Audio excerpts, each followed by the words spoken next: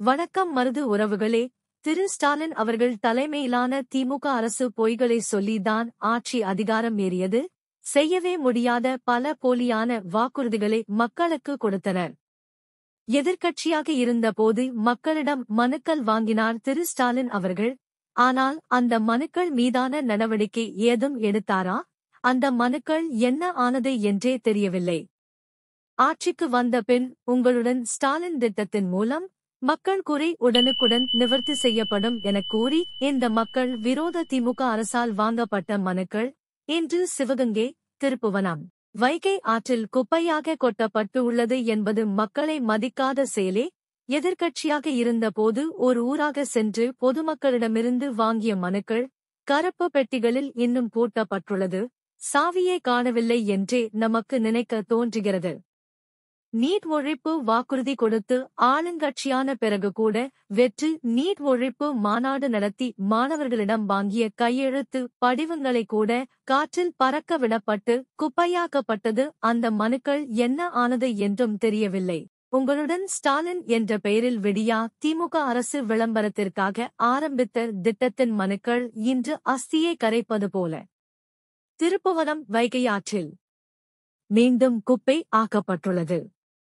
மக்களின் வலிகளே, உணர்வுகளே, வேதனைகளை புரிந்து கொள்ள இயலாமல் அவர்களின் கோரிக்கைகளை நிறைவேற்றுவது போல் நாடகமாடி உங்களுடன் ஸ்டாலின் என்ற கண்டுடைப்பு நிகழ்ச்சியை அரங்கேற்றம் செய்த திமுக அரசிற்கு மக்களின் வலிகள், அவர்களின் உணர்வுகள் தெரியவில்லை. வெறும் விளம்பரம் மூலமும் திமுகவிடம் அடிமை சேவகம் செய்யும் கூட்டணி கட்சிகள் ஓட்டுக்களை பெற்று மீண்டும் ஆட்சிக்கு வரலாம் என பகல் கனவு காண்கிறார் போல திமுக தலைவர்.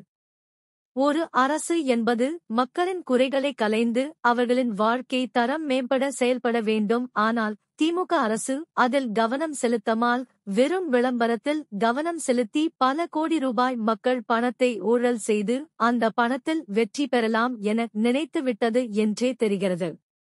அதனால்தான் மக்களின் வலிகள் நிறைந்த மனுக்கள் ஆற்றில் கொட்டப்பட்டு உள்ளது.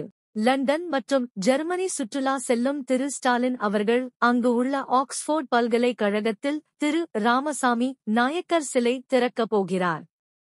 ஸ்டாலின் அவர்களின் இந்த செயல் என்பது அவரை நம்பி ஓட்டு போட்ட மக்களை இழிவுபடுத்தும் செயல். ஸ்டாலின் என்பவர் திமுக கட்சி தலைவர் மட்டுமில்லை, தமிழர் நாட்டின் முதல்வர்.